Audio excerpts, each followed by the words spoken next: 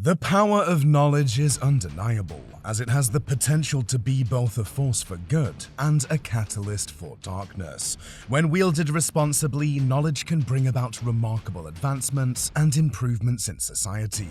However, in the wrong hands, it can be perverted, leading to very bad things happening. Over the years, history has borne witness to this unfortunate truth, as some individuals and governments have exploited their knowledge to conduct heinous experiments on war prisoners, with no regard for basic human rights. In this video, we will discuss some of these experiments and how their implementation resulted in severe injuries, massive trauma, and even death for those involved. Experiment 1. Organ transplantation. At the Ravensbrück concentration camp in Nazi Germany, experiments were conducted to study bone, muscle, and nerve regeneration and organ transplantation between individuals. Subjects had their bones, muscles, and nerves removed without anesthesia, causing intense agony, mutilation, and permanent disability. Survivors of these experiments were left permanently disfigured. The testimonies of survivors, such as Jadwiga Kaminska, described the pain and lack of proper post-operative care they endured. Experiment 2. High-altitude testing. During the dark days of World War II, the atrocities committed by the Nazi regime extended beyond the concentration camps. One such horrifying chapter was the series of high-altitude experiments conducted by Nazi doctors in their quest for military superiority. The objective of these experiments was to determine if German pilots could withstand extreme conditions at high altitudes, specifically heights of up to 15,000 meters, 49,000 feet.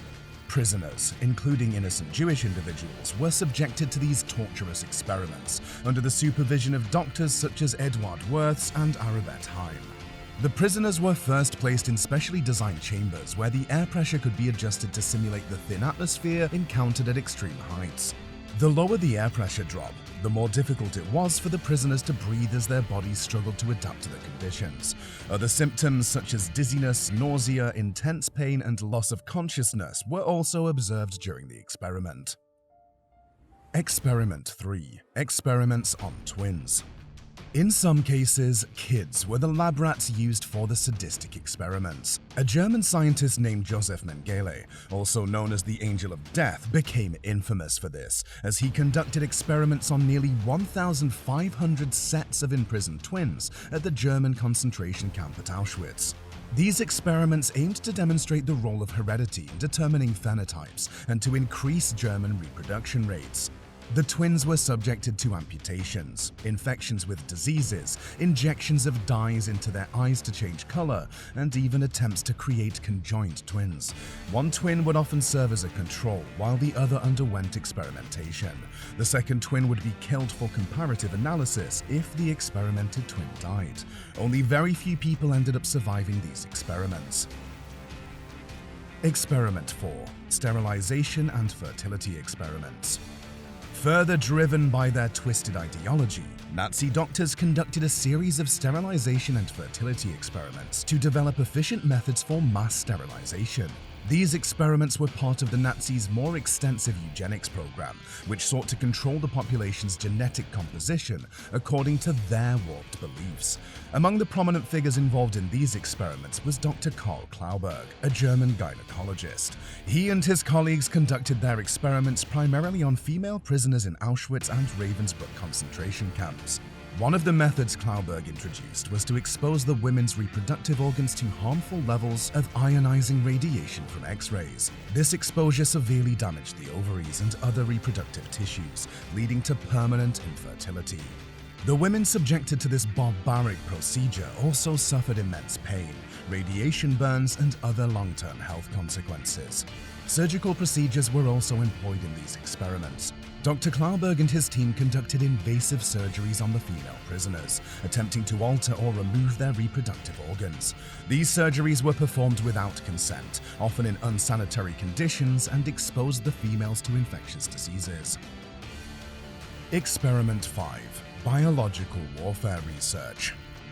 Like the Nazis, Japanese World War II scientists engaged in sinister research to develop biological weapons. A biological warfare program known as Unit 731 was created in the 1930s and became infamous for its inhumane and brutal experiments on Chinese and other prisoners of war.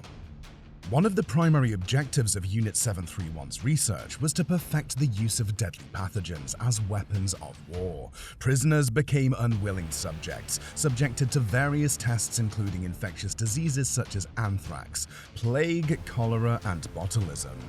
The experiments aimed to study the effects of these diseases on the human body, as well as develop methods of transmission and methods to protect their own troops from these pathogens. Experiment 6. Freezing experiments. Still in the Nazi era, freezing experiments were conducted by doctors to study hypothermia and its treatments, simulating the conditions faced by German soldiers on the Eastern Front. Prisoners were subjected to freezing water and extreme cold conditions. It made them experience symptoms of hypothermia, such as shivering, confusion, and loss of consciousness. Ernst Holzlerner and Sigmund Rascher, who oversaw these experiments, then applied various rewarming methods, including subjecting victims to boiling water. It is claimed that the victims suffered from muscle cramps, loss of consciousness, and ultimately death in the process of the experiment. Experiment 7. Mind control. Within the covert corridors of the United States, Dr. Ewan Cameron, a renowned psychiatrist, conducted disturbing research under the umbrella of the CIA's MKUltra program. The experiments aimed to explore methods of manipulating and controlling the human mind. Cameron's techniques involved a combination of electroconvulsive therapy, ECT, drug administration, and sensory deprivation. Prisoners, often unaware of the nature of the experiments, were subjected to intense psychological torment.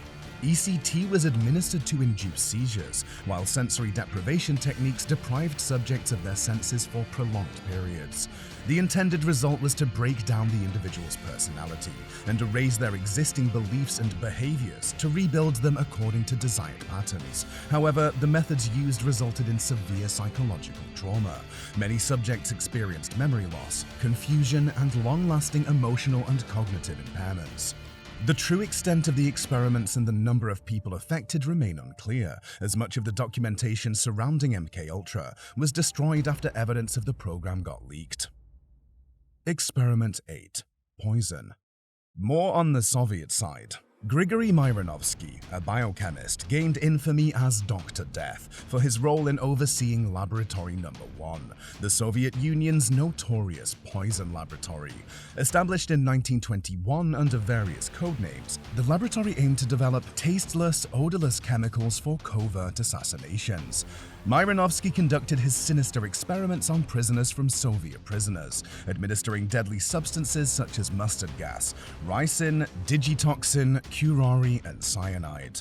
His ultimate creation, carbylamine choline chloride, C2 or K2, induced a deceptive calmness in victims before causing death within 15 minutes. The laboratory's existence was exposed by a KGB defector in 1956, and Myronovsky himself faced repercussions during Stalin's political purge. Although reportedly reactivated in the late 1990s for clandestine operations, the full extent of the atrocities committed in Laboratory No. 1 remained shrouded in secrecy. Experiment 9. Vivisection. Shiro Ishii, the infamous leader of Japan's Unit 731, also orchestrated other horrifying experiments as part of his sinister research. One such was vivisection, which involves dissecting living organisms, and in this case, human prisoners. The victims were often strapped to operating tables or restrained in a way that immobilized their bodies while keeping them conscious. Then Ishii's team of doctors would cut open the bodies of the prisoners, exposing their organs and internal systems without any form of anesthesia or pain relief. The intent was to observe and document the effects of various injuries, diseases, and treatments on living human tissue, and gain a deeper understanding of physiological responses, particularly in relation to combat injuries. The victims, fully conscious and in intense pain, endured the horror of being dissected alive. Besides vivisections, Ishii performed forced abortions, simulated strokes, and induced heart attacks for his victims. At the end of WW2, he was captured by the Allies, but regained his freedom after working out a deal with the US to give all the information he gained from his experiments. Ultimately, all these chilling experiments conducted on prisoners of war reveal the darkest depths of human cruelty and the abuse of knowledge for malicious purposes. From high-altitude tests to vivisection, sterilization experiments to mind control, and the development of deadly poisons, these atrocities inflicted immeasurable suffering and resulted in the loss of countless innocent lives. These experiments, carried out by individuals and governments driven by twisted ideologies or the pursuit of scientific advancement at any cost, stand as stark reminders of the grave consequences that arise when ethics and compassion are discarded. While some perpetrators faced justice or exposure in the aftermath of these atrocities, much of the full extent of these experiments remains unknown due to secrecy or the destruction of evidence. However, the testimonies of survivors and historical records shed light on the unimaginable horrors endured by the victims.